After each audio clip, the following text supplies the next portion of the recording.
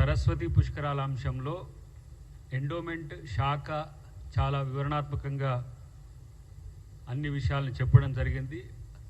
అది రాష్ట్ర స్థాయి ఉత్సవాలు కాబట్టి ముఖ్యమంత్రి గారు, ఉప ముఖ్యమంత్రి గారితో పాటు సంబంధిత శాఖలకు సంబంధించి కొండా సురేఖ గారు, ఉత్తమ్ కుమార్ రెడ్డి గారితో పాటు పొన్నం ప్రభాకర్ గారు, దుద్దిల్ల శ్రీధర్ బాబు గారి యొక్క ఫోటోలను మాత్రమే ముద్రించడం జరిగింది. స్థానిక అంశాల్లో కలెక్టర్ గారు కానీ ఎండోమెంట్ శాఖకు సంబంధించిన అంశంలో ఏ ప్రజాప్రతినిధుల పట్ల అగౌరవం పరిచేటట్టుగా, ముఖ్యంగా మా ఎంపీ గడ్డం వంశీకృష్ణ గారి విషయంలో కానీ, వివేక్ గారి విషయంలో కానీ ఎలాంటి వివక్షపూరితంగా ప్రభుత్వం వ్యవహరించలేదు. ఎందుకంటే కొన్ని దళిత సంఘాల మిత్రులు ఈరోజు ఆ వివరణను మీడియాలో వచ్చినందుకు ప్రభుత్వంగా మా బాధ్యత ఎప్పుడు కూడా దళితుల పట్ల, ప్రత్యేకించి కాకా గారి కుటుంబం పట్ల కాంగ్రెస్ ప్రభుత్వానికి కానీ కాంగ్రెస్ పార్టీకి కానీ ఆ గౌరవం ఉంటుంది. దీంట్లో ఎండోమెంట్ అధికారులతో పాటు ప్రిన్సిపల్ సెక్రటరీ గారిని, సంబంధించిన జిల్లాకు సంబంధించిన నాయకులను, మంత్రులను ఈ విధంగా కొంతమంది దళిత మిత్రులు, దళిత సంఘాల మిత్రులు ఈరోజు ఆరోపించే విధంగా మాట్లాడడం అనేది ఆలోచించాలని చెప్పి వారికి ప్రత్యేకమైన ఆ వివరణకు సంబంధించిన నోటు కూడా ఆ సంఘాలని గుర్తు ఉన్నాయి కాబట్టి వారికి పంపించడం జరుగుతుంది. కాబట్టి కాంగ్రెస్ ప్రభుత్వం కానీ లేదంటే అక్కడ కలెక్టర్ కానీ ఎండోమెంట్ శాఖకు సంబంధించిన అంశంలో ఎక్కడ కూడా ఎలాంటి వివక్ష లేదు. ప్రత్యేకించి సామాజిక న్యాయానికి పెద్దపీట వేసే కాంగ్రెస్ పార్టీలో, కాంగ్రెస్ ప్రభుత్వంలో అలాంటి వివక్షకు ఉండదు. ఒకవేళ వారిని సంప్రదించిన తర్వాత ఎలాంటి వివక్షత కనిపించినట్టుగా ఇంత వివరణ ఇచ్చిన తర్వాత ఉన్నా కూడా ఎవరైనా అలాంటి వాళ్ళకి సంబంధించిన అంశంలో ఆక్షేపణలు ఉంటే కూడా తెలియజేయవచ్చు అని చెప్పి ఈ వివరణ ఇవ్వడం జరుగుతున్నది. ప్రత్యేకించి శ్రీధర్ బాబు గారు కానీ లేకపోతే ప్రిన్సిపల్ సెక్రటరీ గారి మీద చేస్తున్న ఆరోపణలు కూడా అది కేవలం ఈ వివరణకు సంబంధించి కానీ ఈ సమాచార లోపంతో కానీ మా దళిత సంఘాల మిత్రులు లేదంటే మాలమాన నాయకులు చేసి ఉంటారని చెప్పి నేను అనుకుంటున్నా. డెఫినెట్గా అలాంటి వివక్ష కొనసాగడానికి అవకాశం లేదు. మన ఎస్సీ కమిషన్ చైర్మన్ కూడా బక్కి వెంకటయ్య గారు అనుకుంటా దాని మీద ఒక కామెంట్ చేసినట్టుగా ఉన్నాం. కాబట్టి అలాంటివి ఏమీ ఉండదు. కమిషన్ కూడా మీరు ఎంక్వైరీ చేసుకోవచ్చు అని చెప్పి తెలియజేస్తున్నాం. రెండవది, ఈరోజు కేసీఆర్ గారికి, హరీష్ రావు గారికి, తర్వాత ఈటెల రాజేందర్ గారికి ఘోష్ కమిటీ యొక్క ఆహ్వాన పత్రికలు లేదంటే సమన్సస్కు అనుకోవచ్చు, లేదంటే ఆ సంబంధిత అంశంలో వాళ్ళకి ఇచ్చిన తాకీదులకు సంబంధించి వివిధ రకాల వ్యాఖ్యానాలు విపక్షాలకు సంబంధించి కానీ బీజేపీ, బీఆర్ఎస్ మిత్రులు కానీ చేస్తున్న వైనం చూస్తున్నాం. ఇప్పటికే కాళేశ్వరంకు సంబంధించిన అంశంలో ఆ రోజు ముఖ్యమంత్రిగా ఉన్న కేసీఆర్ గారు కానీ, ఆ రోజు ఇరిగేషన్ శాఖ మంత్రిగా ఉన్న హరీష్ రావు గారు కానీ, ఆ రోజు ఆర్థిక అనుమతులు ఇచ్చిన ఈటెల రాజేందర్ గారు కానీ డెఫినెట్గా దానికి సంబంధించి వివరణ ఇవ్వాల్సిన సందర్భం ఉన్నది. కమిటీ ఈరోజు 17 నెలలైంది, సంవత్సరంన్నర అయింది ఇంకా అని చెప్పేసి చాలామంది అంటున్న పరిస్థితుల్లో తప్పు జరిగింది కాబట్టే, ప్రిమాఫేసి ఉంది కాబట్టే కమిటీ ఈరోజు కాన్స్టిట్యూట్ అయింది.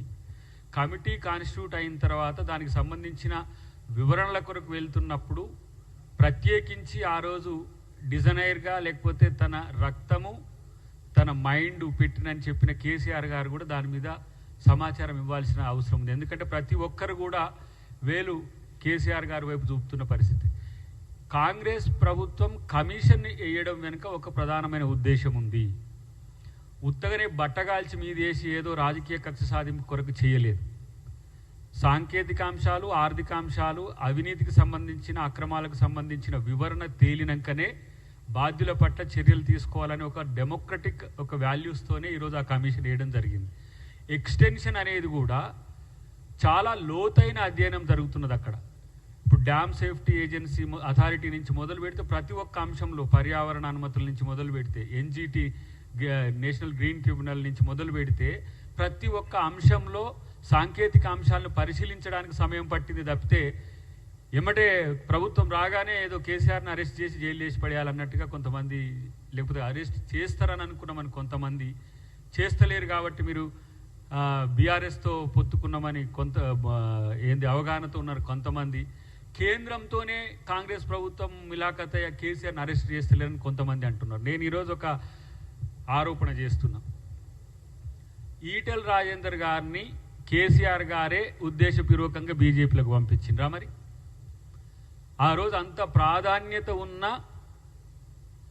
అంశంలో, అంటే ఆయన ఫినాన్స్ మినిస్టర్ చేసిండు, ఇంకేదో మినిస్టర్ చేసిండు, హెల్త్ మినిస్టర్ కూడా చేసిండు. మరి అలాంటి వ్యక్తి బీజేపీలోకి పోవాల్సిన పరిస్థితి ఎందుకు వచ్చింది? పంచాయతీ పెట్టుకున్నట్టు పెట్టి ఆయనే పంపించిండా? మరి ఇప్పుడు మేము బీజేపీ వాళ్ళని అంటున్నాం, బీజేపీ నాయకులు ఈరోజు అక్కడ అక్రమాలు చేసి, బీఆర్ఎస్లో అక్రమాలు చేసి ఇలా బీజేపీకి పోయిన పరిస్థితి ఉన్నది.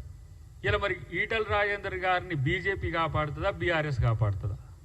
కాబట్టి ఇవాళ తప్పు చేసి కొంతమంది అంటున్నారు కేసీఆర్ని జైలుకి పంపించడానికే మీరు ఇదంతా ప్రయత్నం చేస్తున్నారు, కేసీఆర్ని అరెస్ట్ చేయడానికే కొంతమంది చేస్తున్నారు అని అంటే మరి తప్పు చేస్తే వదిలేద్దామా?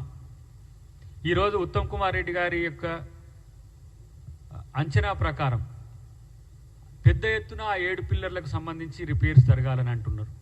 2,000 కోట్ల, 3,000 కోట్ల, 10,000 కోట్ల, అది ఎంత అంచనా అవుతుంది అనేది తెలియదు. రీడిజైన్లో కూడా లోపాలు ఉన్నాయని ఇలా ఎస్కలేషన్కి సంబంధించిన అంశాలు వస్తున్నాయి. ఏఈ నుంచి మొదలు పెడితే ఇంజనీరింగ్ చీఫ్ వరకు వాళ్ళందరి దగ్గర అఫిడవిట్లు తీసుకున్న తర్వాత అఫిడవిట్లకు వాళ్ళు చెప్పేదానికి తేడా వచ్చినా కూడా మళ్ళీ రీఎంక్వైరీ చేసిన చరిత్ర ఘోష్ గారిది. వారి పారదర్శకత కానీ, వారి యొక్క కమిట్మెంట్ కానీ ఇలా మనం శంకించజాలం.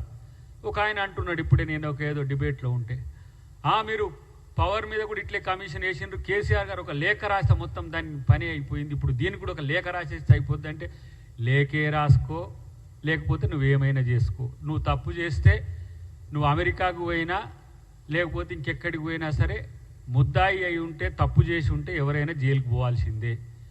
ఏదో కేసీఆర్ గారు ఏదో తప్పు చేయనట్టు, ఇలా తప్పు చేయని దానికి ఏదో రేవంత్ రెడ్డి గారు లేకపోతే కాంగ్రెస్ ప్రభుత్వం ఏదో వాళ్ళ మీద కక్ష సాధింపు చేసినట్టు చేస్తే లక్షల కోట్ల రూపాయల ఎస్టిమేషన్స్ అవన్నీ కూడా ఇలా.